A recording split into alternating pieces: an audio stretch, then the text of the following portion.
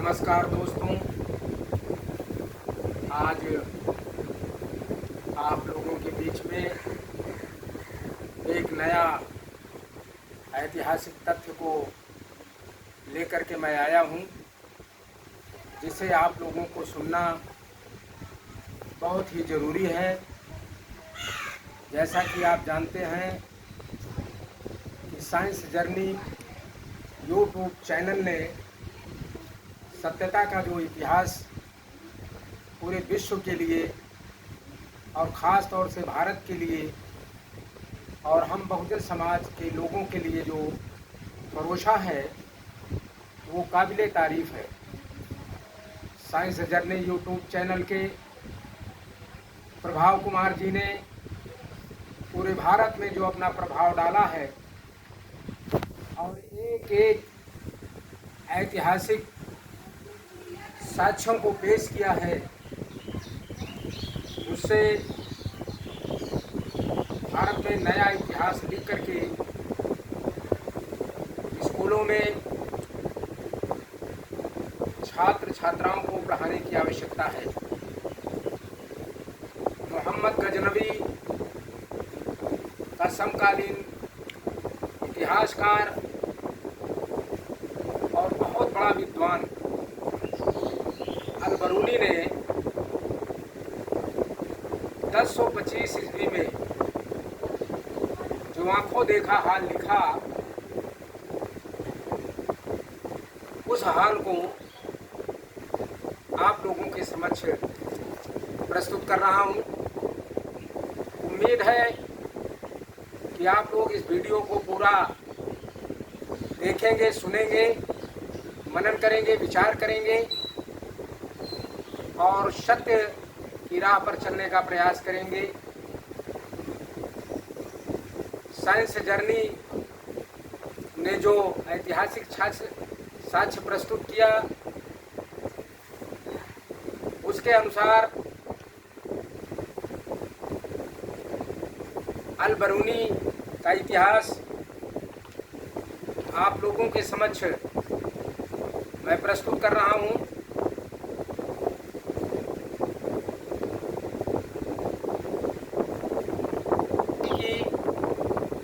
सभी अरबी किताबों का इंग्लिश में अनुवाद अंग्रेजों ने कराया तो बहुत सच सामने आया। वेद पुराण व अन्य ब्राह्मण ग्रंथ विश्व की नज़र में हास्यास्पद की नज़र से देखे जाते हैं। विश्व जगत में विश्व विद्वानों ने ब्राह्मण ग्रंथों को ऐतिहासिक ग्रंथ मानने से इनकार कर दिया। भारत में 10वीं शताब्दी में अल-बरूनी ने आंखों देखा हाल जो लिखा, और ये आंखों देखा हाल की जो पुस्तक उपलब्ध हुई, एडवर्ड सचो जो विदेशी विद्वान थे, उन्होंने अल-बरूनी के बारे में लिखा कि भारत की बौद्ध सभ्यता लुप्त हो चुकी थी। आर्य शब्द बौद्धों के लिए था। आज आर्य शब्द पर जो हम तर्क वितर्क करते हैं, हमें जो पढ़ाया जाता है, वो विदेशी आर्यों के लिए नहीं था। आर्य का मतलब श्रेष्ठ विचार, ये बौद्ध धर्म में पाया जाने वाला आर्य शब्द है। तथागत बुद्ध ने आर्य सत्य की जो उद्घोषणा की थी, आर्य शब्द पहली बार वहीं से आया है। ब्राह्मणों के वैदिक काल की शुरुआत 9वीं और 10वीं शताब्दी से शुरू होती है। 3500 वर्षों की बात सरासर झूठी है। अल-बरूनी लिखते हैं, भारत के राजाओं में एकता नहीं थी। आनंदपाल की मदद ब्राह्मण राजाओं ने नहीं किया, जिससे वो पराजित हुए। फूट डालो, राज्य करो। ब्राह्मणों की 4 नीति जिम्मेदार थी। मलेच्छ मुस्लिम राजा एक एक करके सबको पराजित करते चले गए। अलबरूनी ने लिखा कि बुद्ध के पिता बुद्धोदन थे। बौद्ध राजा का बनवाया एक विशाल भवन पेशावर में मैंने देखा था, जो राजा कनिष्क ने बनवाया था। बुद्ध और जरुष्ट एक दूसरे के उलट थे, ऐसा अलबरूनी ने लिखा है। अलबरूनी लिखते हैं कि ब्राह्मण समस्त बौद्धों का इतिहास जानते थे।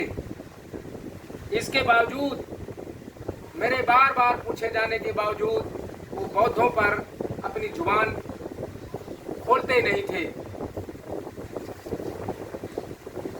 अलबरूनी ने लिखा कि क्षत्रिय वेद को पढ़ता है, लेकिन कथावाचक बनकर सुना नहीं सकता था। क्षत्रिय 3 सूत की रस्सी से जनेऊ धारण करता था। वैश्य का कर्म कृषि था और ब्राह्मणों की आवश्यकता पूर्ण करने का दायित्व इसके ऊपर था। शूद्र को जनेऊ धारण करने का अधिकार नहीं था। ब्राह्मण 4, क्षत्रिय 3, वैश्य 2, शूद्र 1 पत्नी रखता था। मेरे समय में, अलबरूनी कहते हैं, मेरे समय में ब्राह्मण धर्म पश्चिमोत्तर भारत में ही था, पूरे भारत में नहीं फैल चुका था। 10वीं शताब्दी में अलबरूनी के समय में कृष्ण राम से अच्छे व्यक्ति माने जाते थे।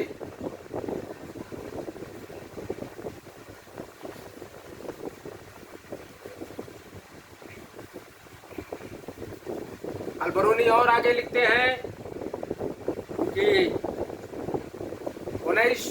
अलबरूनी के बारे में लिखा मिलता है कि 1901 में अल्फ्रेड सचो अरब की यात्रा की, जहां पर उन्हें एक खजाना मिला जो अरबी भाषा में था। वो था अलबरूनी का लेख, जिसे सचो ने इंग्लिश में अनुवाद किया। विश्व के विद्वानों ने भारत के वेदों पुराणों को ऐतिहासिक मानने से इनकार कर दिया, जैसा कि पहले मैं बता चुका हूं।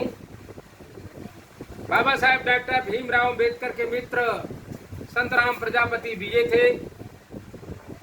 अलबरूनी की पुस्तक का हिंदी अनुवाद उन्होंने किया, जिसे भारत सरकार ने अपने संपादकीय में लिखा कि अलबरूनी की पुस्तक किताबुल हिंद भारत का इतिहास में तत्कालीन परिस्थितियों का विस्तार पूर्वक जो लिखा, वो हमारे लिए अत्यंत महत्वपूर्ण है। अलबरूनी को खोज कर छोटी सी बड़ी बातों को लिखने का बड़ा शौक था। भारत के ज्ञान, विज्ञान, शिक्षा, संस्कृति, सभ्यता, रहन सहन पर विस्तार पूर्वक इनका लेख बहुत ही ज्ञानवर्धक है। कई भारतीय पुस्तकों को अपने समय में अलबरूनी ने अरबी भाषा में अनुवाद किया। यहाँ पर साइंस जर्नी कहते हैं, अलबरूनी ब्राह्मण आदि समीप की जातियों के संबंध में लिखते हैं कि ये लोग अपने आप को सबसे श्रेष्ठ समझते थे। इसके अलावा इनके अंदर के विचार ये थे कि ये लोग संसार की अच्छी बातों से कुछ सीखना नहीं चाहते थे। साइंस जर्नी आगे बताते हैं, 7वीं से 11वीं सदी के मध्य ब्राह्मण भयंकर अंधविश्वासी और पाखंडी थे। तर्क के आधार को ब्राह्मण समाज अस्वीकार कर देता था। अलबरूनी ने प्राचीन बौद्धों की विद्वता को नमन करते हुए कहते हैं कि बौद्धों का भारत बहुत ही महान था।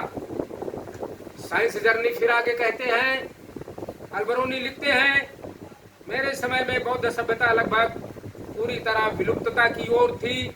ब्राह्मणवादी सोच अग्रसर थी। ब्राह्मणों के वैदिक काल की पोल अलबरूनी के तमाम लेखों से हमें मिलती है, जो इस प्रकार हो जाती है। इनका वैदिक काल 8वीं से आरंभ होता है, 8वीं सदी से। आप लोग ध्यान से सुन लीजिए, जो इतिहास में पढ़ाया जाता है वो सरासर झूठ और गलत है। इसलिए जो तथ्य सामने आए हैं, साइंस जर्नी ने जो अथक प्रयास करके अपना इतिहास खोजा है, भारत के मूल निवासियों का असली इतिहास जो खोजा है, उसके आधार पर 8वीं सदी से आरंभ होता है। ईसा पूर्व 4000 पूर्व से कहना और लिखना मूर्खतापूर्ण और गपोड़बाजी है। साइंस जर्नी आगे फिर लिखते हैं, अलबरूनी कहते हैं कि उत्तर पश्चिमी के राजा गजनी के आगमन को लेकर के कतई गंभीर नहीं थे, पूरी तरह लापरवाह थे। एकता नाम की धरोहर खंडित हो चुकी थी। आनंदपाल पाल समाज के राजा की ब्राह्मणवादी समर्थक राजा ने इतनी भी मदद नहीं की जिससे उन्हें इससे उन्हें युद्ध हार जाना पड़ा था। साइंस जर्नी खोज करके फिर कहते हैं कि अलबरूनी लिखते हैं कि मेरे समय में कई बौद्ध ग्रंथ उपलब्ध थे। बहुत से बौद्ध ग्रंथों को ब्राह्मण ढूंढ करके जला रहे थे। गौर करें मित्रों, आंखों देखा हाल। अलबरूनी जो लिखते हैं 10वीं शताब्दी में, वो कहते हैं कि मेरे सामने ब्राह्मण लोग बौद्ध ग्रंथों को ढूंढ करके उसकी गोली जला रहे थे, चौराहों पर बौद्ध ग्रंथों की पुस्तकें जला रहे थे। ये आंखों देखा हाल अलबरूनी ने लिखा। अलबरूनी ने यह भी लिखा कि मैंने देखा कि पेशावर पाकिस्तान में बौद्ध सम्राट कर इसका बनवाया विशाल चैत्य स्तूप मौजूद था, जिसे मैंने अपने आंखों से देखा। अलबरूनी आगे लिखते हैं कि ब्राह्मणों से बार बार खोज करके मैं पूछा करता था। दर्जनों ब्राह्मणों से मैंने पूछा कि बुद्ध के बारे में और भारत के इतिहास के बारे में और यहाँ के मूल निवासी राजाओं के इतिहास के बारे में मुझे बताएं। बार बार पूछने के बावजूद ब्राह्मणों ने अपना मुंह कभी नहीं खोला मेरे सामने। बौद्ध के बारे में, बौद्ध विचारधारा के बारे में कभी कुछ नहीं बताया। अलबरूनी आगे लिखते हैं कि ब्राह्मण पढ़ाता था, क्षत्रिय वेद पढ़ेगा लेकिन पढ़ाएगा नहीं, शूद्र सुन सकता है लेकिन पढ़ाएगा नहीं। शूद्र ना सुन सकता था और ना सुना सकता था, ना पढ़ सकता था, ना पढ़ा सकता था। अगर वैश्य और शूद्र को पता चल जाए कि वेद कंठस्थ कर लिया है या वेद पढ़ रहा है, तो उसे पकड़कर राजा के पास ले जाते थे और उसकी जीभ काट दी जाती थी और कानों में शीशे के रांगे डलवा दिए जाते थे। इस प्रकार का आतंक जब समाज के ऊपर हो रहा था, तो शिक्षा ग्रहण करने की हिम्मत किसी की एक की बात। ये अलबरूनी ने आंखों देखा हाल लिखा है।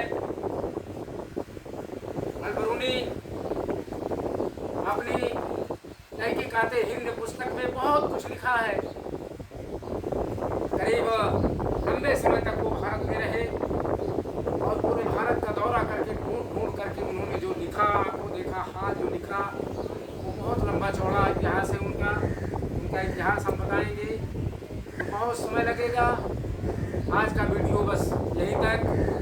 ये वीडियो को सुनने के बाद आपसे उम्मीद करता हूँ कि आप इसे सब्सक्राइब करेंगे, लाइक करेंगे और अपने मित्रों तक इसको शेयर करेंगे, ताकि बड़ी मेहनत से ढूंढ करके जो मैं इतिहास आपके सामने परोस रहा हूँ, बहुजन समाज के लोग, भारत के मूल निवासी लोग इसका लाभ उठाएंगे। धन्यवाद। नमो बुद्धाय। जय भारत।